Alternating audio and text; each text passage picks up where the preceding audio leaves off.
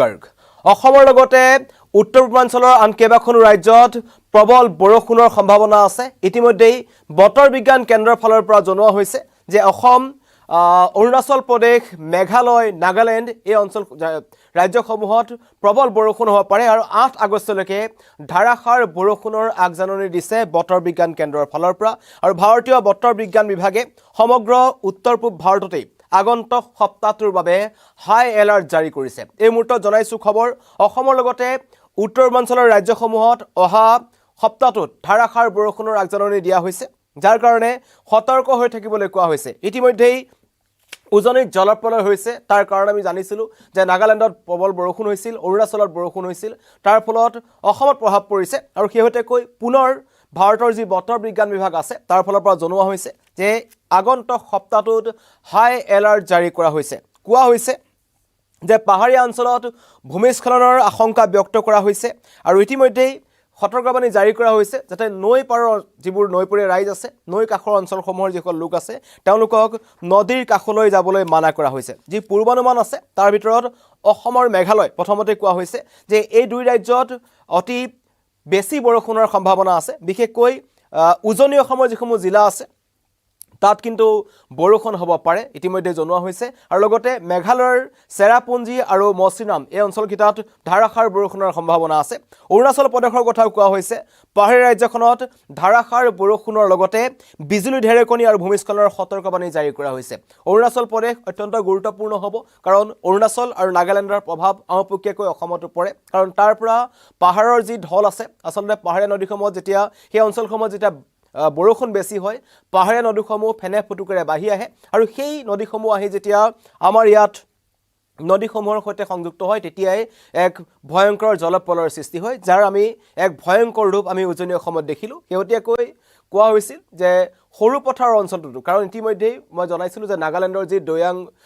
যি জলবিদ্যুৎ প্ৰকল্প আছে নেপকৈ পানী দি খুলি দিয়াৰ পাছত ধনশী নদীৰ আশে-পাশে থকা অঞ্চলসমূহক সতৰ্কতা জাৰি কৰা হৈছিল আৰু পুনৰবাৰ কোৱা হৈছে যে বতৰ বিজ্ঞান কেন্দ্ৰৰ ফালৰ পৰা বৰষুণ হ'ব আৰু বৰষুণ হ'লে অধিক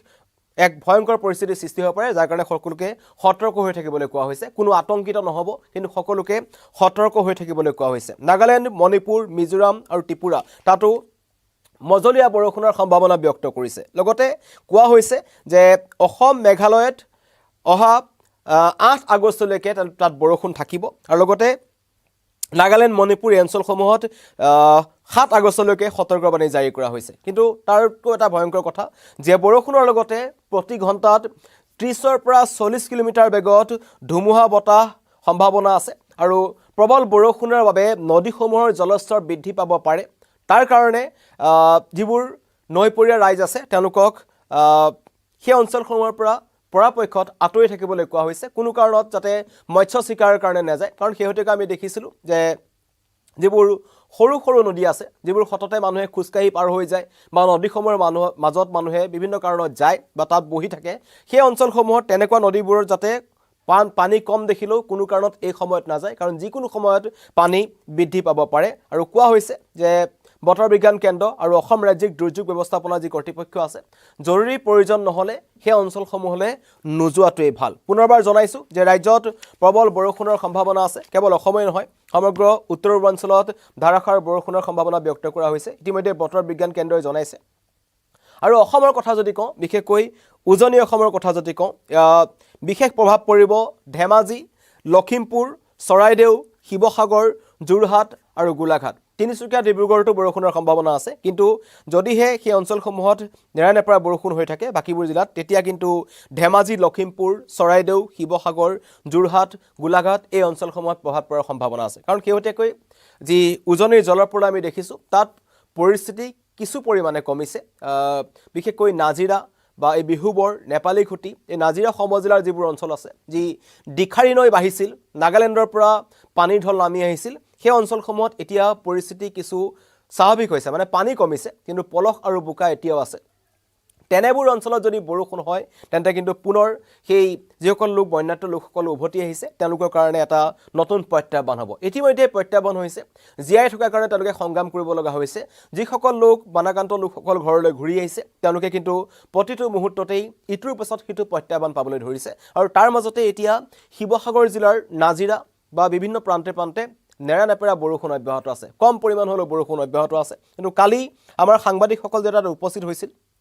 তেতিয়া এটা কথা তেওঁলোকে জনাইছিল যে যদিহে ৰ'দ দিয়ে তেতিয়াহে তেওঁলোকৰ সেই অঞ্চলসমূহ 15-20 দিনৰ পাছত শুকাবলৈ আৰম্ভ কৰিব তেনে পৰিস্থিতিত যদি পুনৰ ৰাজ্যত বৰষুণ হয় তেন্তে কিন্তু সেই সকল লোকৰ কাৰণে অধিক ভয়ংকৰ হ'ব প্ৰত্যাহ্বানমূলক হ'ব জনাইছো বতৰ বিজ্ঞান কেন্দ্ৰৰ যি আগজাননী আছে তাৰ মতে আৰু সকলোকে সতৰ্ক হৈ থাকিবলৈ আহ্বান জনোৱা হৈছে কোনো আতংকিত নহব কিন্তু বতৰ বিজ্ঞান কেন্দ্ৰৰ যি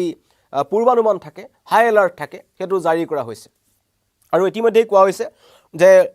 উজনি অসমৰ ধেমাজি লখিমপুৰ চৰাইদেউ শিৱসাগৰ যোৰহাট আৰু গোলাঘাট এইখন জিলাৰ কথা কোৱা হৈছে লগতে নামনি অসমৰ ফালৰ বৰষুণৰ সম্ভাৱনা ব্যক্ত কৰা হৈছে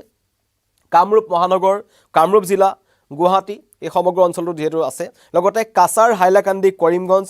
ডিমা হাছাও কাৰ্বি আংলং পশ্চিম কাৰ্বি আংলং ধুবুৰী গোৱালপাৰা দক্ষিণ শালমৰা বৰপেটা বঙাইগাঁও কুকুৰাঝাৰ চিৰাং বাক্সা বজালী তামুলপুৰ আৰু নলবাৰী এই অঞ্চলসমূহতো জিলাসমূহতো কিন্তু বৰষুণৰ সম্ভাৱনা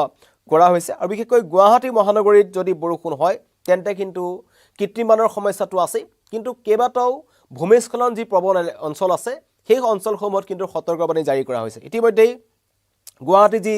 জিলা প্ৰশাসন আছে তেনেকুৱা বিভিন্ন ধৰণৰ অঞ্চলসমূহ তেওঁলোকে চিনাক্ত কৰি ৰাখিছিল সেইটোকে আমি দেখিছিলোঁ যে খাৰঘুলিত এখন গাৰ্ডৱাল খহি পৰিছিল তেনে বিভিন্ন প্ৰান্তত গুৱাহাটীত নেৰানেপেৰা বৰষুণৰ ফলত ভূমিস্খলনৰ ঘটনা সংঘটিত হয় তাৰ কাৰণেও আশংকা ব্যক্ত কৰা হৈছে যাতে লোকসকল সাৱধান হৈ থাকে আৰু আতংকিত নহবলৈ সকলোকে কোৱা হৈছে এই মুহূৰ্তত যিসকল আমাৰ লগত নতুনকৈ জড়িত হৈছে তেওঁলোকক জনাইছোঁ যে এক ভয়ংকৰ যি পৰিস্থিতি পাৰ হৈ গৈছে তাৰ পাছত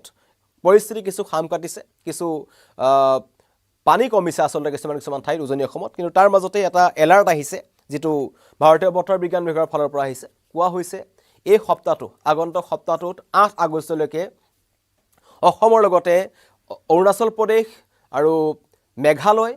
এই অঞ্চলসমূহতো কিন্তু ৰাজ্যসমূহতো কিন্তু নেৰানেপেৰা বৰষুণ অব্যাহত থাকিব এই কাৰণেই চিন্তাৰ কাৰণ যদিহে সেই পাহাৰীয়া ৰাজ্যসমূহত বৰষুণ হয় তেনে তাৰ আওপকীয়াকৈ প্ৰভাৱটো কিন্তু অসমৰ ওপৰত পৰে কাৰণ অসমৰ এতিয়া প্ৰতিখন নদী উপনদীয়ে এতিয়া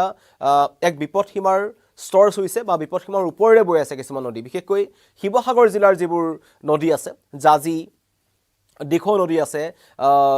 দৰিকা আছে দিখাৰী আছে এই নদীসমূহ কিন্তু এতিয়া বিপদসীমাৰ ওপৰে বৈ আছে তেনে পৰিস্থিতি যদি পুনৰ পাহাৰীয়া ৰাজ্যসমূহত বৰষুণ হয় তেন্তে কিন্তু সেই সকল লোকৰ কাৰণে পুনৰ এটা প্ৰত্যাহ্বান হ'ব পাৰে আৰু সকলোকে সেইকাৰণে সতৰ্ক হৈ থাকিবলৈ কোৱা হৈছে আৰু নৈপৰীয়া ৰাজ্যক বিশেষকৈ সতৰ্ক হৈ থাকিবলৈ কোৱা হৈছে যাতে কোনো কাৰণত নৈ পাৰলৈ নাযায় বা এনেকুৱা হাই এলাৰ্ট যিহেতু দিয়া হৈছে এই হাই এলাৰ্টৰ মাজত সকলোকে সতৰ্ক হৈ থাকিবলৈ কোৱা হৈছে আৰু বিজুলী ঢেৰেকণিৰ সম্ভাৱনা আছে 8 আগষ্টলৈকে বতৰ বিজ্ঞান কেন্দ্ৰই এই সতৰ্কবাণী জাৰি কৰিছে ধন্যবাদ